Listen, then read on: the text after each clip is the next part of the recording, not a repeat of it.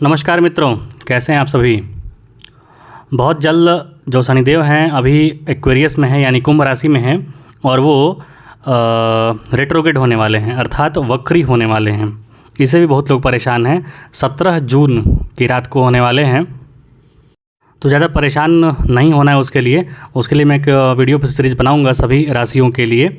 वैसे शनिदेव जब रेट्रोग्रेड होते हैं या फिर वक्री होते हैं तो फल अच्छा ही देते हैं, ख़राब फल नहीं देते हैं, बल्कि तीव्रता ले आते हैं फल में। तो ज़्यादा परेशान नहीं होना है। मैं फल सभी राशियों के लिए बनाऊंगा। सबसे पहले आपको जो दिख रहा है सामने वो देखिए, बंदौ नाम राम रघुवर को, हेतु कृशानु भानु हिमकर को।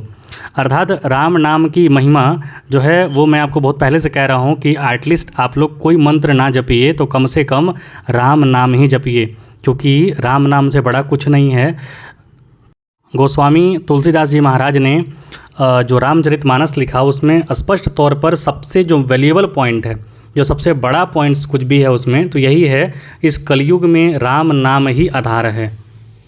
अर्थात यदि आपको कुछ भी नहीं आता है, मन में बैठकर आप एकाग्रचित नहीं कर सकते हैं, जो कि लोग नहीं कर पाते हैं, मन इधर उधर भटकते रहता है, लोगों की सबसे बड़ी परेशानी यही होती है। तो आप कम से कम अपनी जिह्वा का तो इस्तेमाल कर सकते हैं, अपनी माला का तो इस्तेमाल कर सकते हैं। अपनी माला को फेरिए, जिह्वा से राम नाम निकालिए, आपका कल्याण होगा। राम नाम ही धीरे धीरे आपके अंदर के बैठे पापों को निकालता है। याद रखिए, राम नाम जो है वो सब कुछ बीज मंत्र है, वो बीज है वो। क्योंकि जो हम शास्त्रों में पढ़ते हैं अपना अ से लेकर अ तक और क से लेकर ज्ञ तक जो पढ़ते हैं अक्षर, वो सभी कोई न कोई देवता का बीज मंत्र होता है, कोई न कोई देवता का बीज अक्षर होता है। जैसे अ ओम जो पढ़ते हैं आप प्रणव, वो अ उ और म से बनता है। पढ़ते हैं ना आप, जब आरती करते हैं तो पढ़ते हैं प्रणवाक्षर के मध्य ये तीनों एका। अर्थात प्रणव अक्षर क्या है? प्रणव अक्षर ओम है, और ओम बनता है अ उ और म से, जिसमें ब्रह्मा विष्णु और महेश ये तीनों आ जाते हैं। ये तीनों का बीज मंत्र है अ उ और म। उसी प्रकार जो राम है वो राम भी एक बीज मंत्र है। राम में र आ और म आता है। र जो है वो अग्नि देव का बीज मंत्र है, आ जो है वो सूर्य देव का बीज मंत्र है, और म जो है वो चंद्रमा का बीज मंत्र है। तो ये तीनों अग्नि, सूर्य और चंद्रमा मिलके बनाते हैं, ये तीनों का जो बीज है वो है राम। इसलिए राम शब्द का जो प्रयोग है, राम शब्द का जो जाप है, जैसे आप रामायण में भी पढ़ेंगे तो राम से बड़ा है राम का नाम। तो ये राम नाम का जप करना बहुत आवश्यक है। आप कभी भी दिन में सब सुबह सोते जागते कभी भी इसका जप करिए और अपने आप को इस मायावी दुनिया से कम कुछ निकालने का प्रयत्न कीजिए। वैसे आप जानते हैं अग्नि वंश में जन्म लेने वाले परशुराम जी हैं, और सूर्यवंश यानी भगवान श्री राम को सूर्यवंशी कहा जाता है, और भगवान बलराम जी को यानी जिसे श्री कृष्ण कहते हैं हम, उन्हें चंद्रवंशी में जन्म हुआ था। तो इन तीनों को, परशुराम जी को, राम जी को और बलराम यानी कृष्ण भगवान को एक साथ करके, एक मत करके आपको जपना है, तो वो राम नाम जपना होगा आपको। इसलिए राम नाम जपिए। चलिए, इस वीडियो में जो सबसे पहले हम चर्चा करने वाले थे वो है बुध देवता का अष्टम भाव में फल। इसके पहले मैंने बहुत कुछ बताया, आप उस पर ज़रूर चिंतन कीजिए, मनन कीजिए। आइए हम जानते हैं बुध देवता अष्टम भाव में बैठते हैं तो क्या फल देते हैं। अष्टम भाव में बुध जो है अच्छा फल देता है।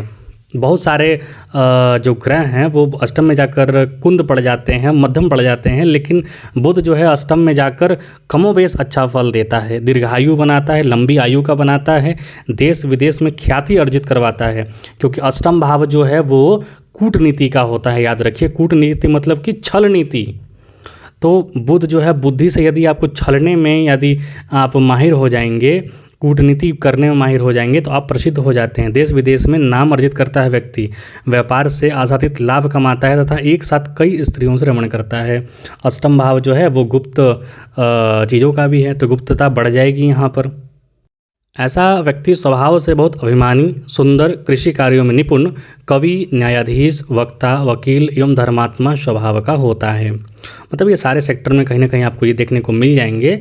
यदि 8वें घर में बुध निर्बल हो जाए यहाँ पर, या फिर पाप पीड़ित हो जाए, या फिर पाप ग्रहों से दृष्ट हो जाएं, तो यहाँ पर अत्यधिक कामुकता बढ़ जाएगी। मतलब कि हमेशा मन में गलत विचारधाराएं चलती रहेंगी। छोटे मोटे रोग सदैव परेशान करेंगे, खासकर स्किन डिजीजेस।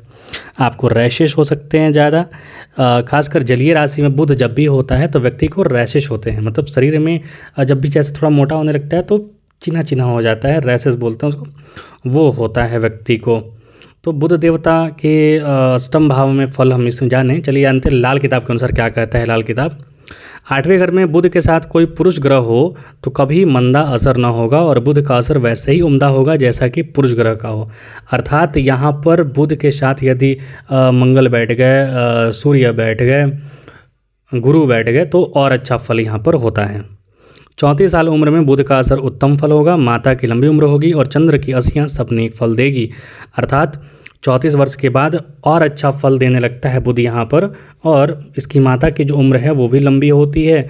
और साथ ही साथ बुध की चंद्र की असियाँ अर्थात चंद्र के जो संबंधित सामान हैं जैसे चावल हो गया, दूध हो गया, ये सब अच्छा फल देता है। या फिर चंद्र से संबंधित जो रिलेशन है यानी माता, वो अच्छा फल देते हैं। अब बुध और मंगल दोनों ही साथ बैठेगा 8वें घर में तो उत्तम फल होगा। ऐसे खुफिया सजा मिले कि यमराज भी चिल्लाने लगे मगर कसूर का पता न चले। देखिए अष्टम भाव में बुध बैठा है ना, तो यहाँ पर कुछ थोड़ा गड़बड़ फल भी देता है। जैसे कि आदमी को पता ही नहीं चलता है कि क्या कार्य कर गया है, वो क्या पाप कर गया है, वो ठगी करने में या फिर इन सब चीज़ों में आगे जाता है। तो वहाँ पर थोड़े परेशानियाँ हैं, वो करने से बचें, मन को नियंत्रित रहें, क्योंकि चोरी करने से या फिर पाप कर्म करने से अच्छा फल नहीं मिलता है। थोड़े टाइम के लिए तो आपको मन प्रसन्न हो सकता है, लेकिन बचना चाहिए इन सब से। यदि बुध अष्टम भाव में बैठे हैं, खराब फल देंगे तो माता छोटी उम्र में गुजर जाएगी। ये चीज़ का ध्यान रखना है, इसका उपाय करना है। जोड़ों और पट्ठों का बीमारी परेशान करेगा, मतलब कि घुटना या फिर जोड़ जहाँ भी होते हैं लिगामेंट्स, उसकी परेशानी, उसका रोग जो है आपको परेशान कर सकता है। तो ये आज का वीडियो था बुध का अष्टम भाव में फल। कल मिलेंगे बुध के नवम भाव में फल और कुछ और नई जानकारियों के साथ। बाकी चैनल को आशीर्वाद देना, इसको बढ़ाना आपका कर्तव्य है। बहुत बहुत धन्यवाद।